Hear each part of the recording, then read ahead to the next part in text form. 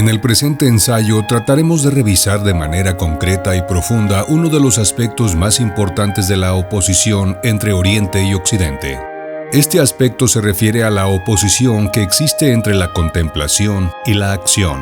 Cabe señalar que esta oposición no se refiere solamente a que sean conceptos excluyentes, sino al lugar que cada uno de estos ocupa en nuestra vida.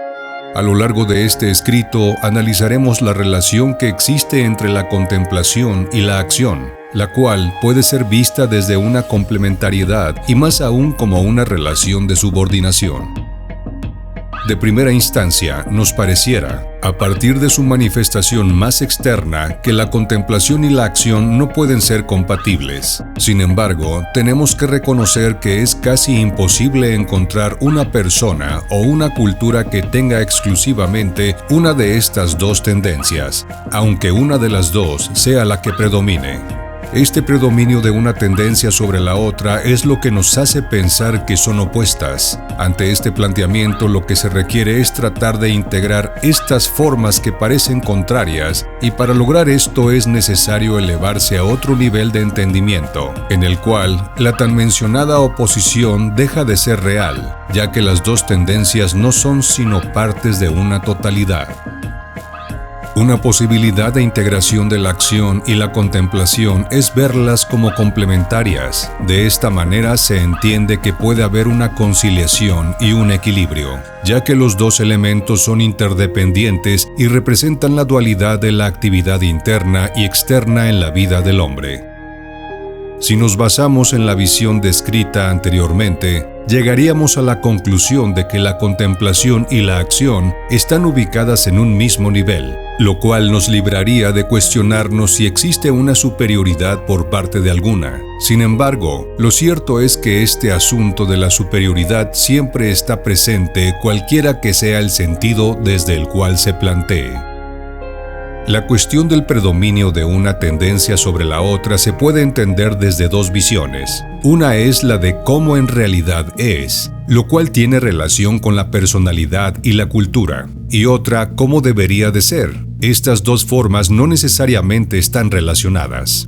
Es obvio que en la medida en que pensemos que una es superior a la otra, trataremos de darle preferencia y ampliarla.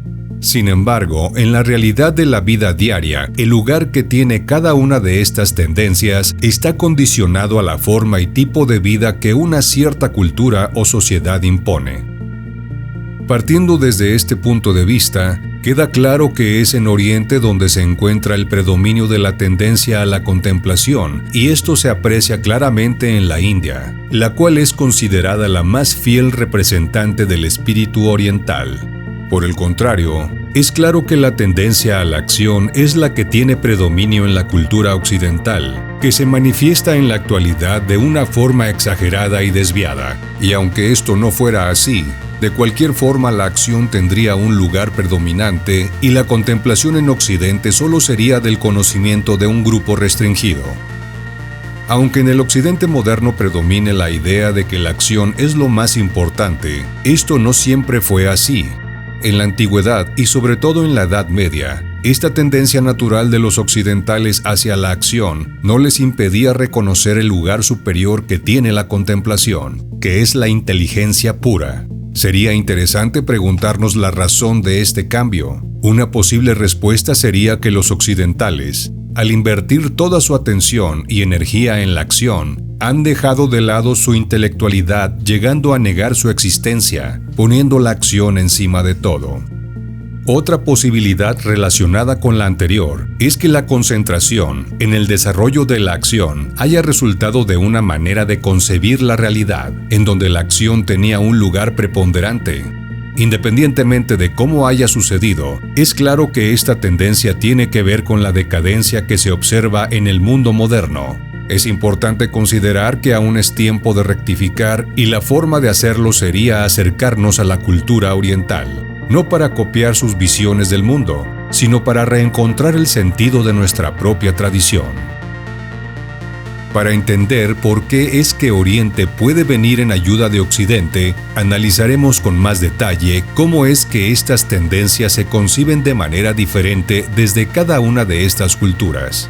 En Oriente la contemplación mantiene una superioridad con respecto a la acción, y en el mundo occidental moderno se afirma lo contrario. Estas dos posturas son totalmente opuestas, y es interesante revisar qué es lo que subyace en cada una de ellas.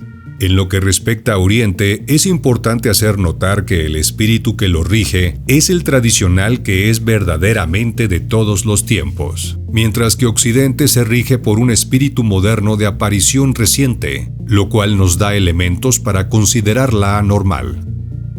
Esta tendencia en Occidente de considerar superior la acción con toda claridad en el estilo de vida y en lo que rige su existencia, negando con esto todo el valor y la importancia que tiene la contemplación, la cual ni siquiera se conoce o se concibe de manera errónea. Cabe aclarar que la contemplación no es sinónimo de pasividad como en general tendemos a pensar, porque creemos que solo cuando hay movimiento externo visible es cuando estamos haciendo algo.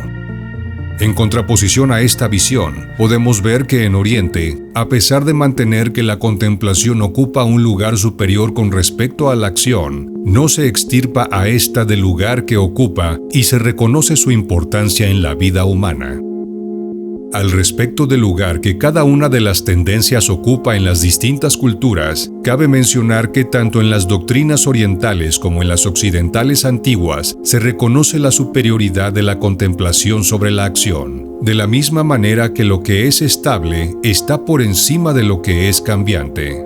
Para entender más a qué se refiere lo cambiante y lo estable, podemos mencionar que la acción no representa más que un cambio efímero del ser, que no contiene en sí mismo un sentido, a menos que se le considere unida a un principio que la rija y le dé realidad.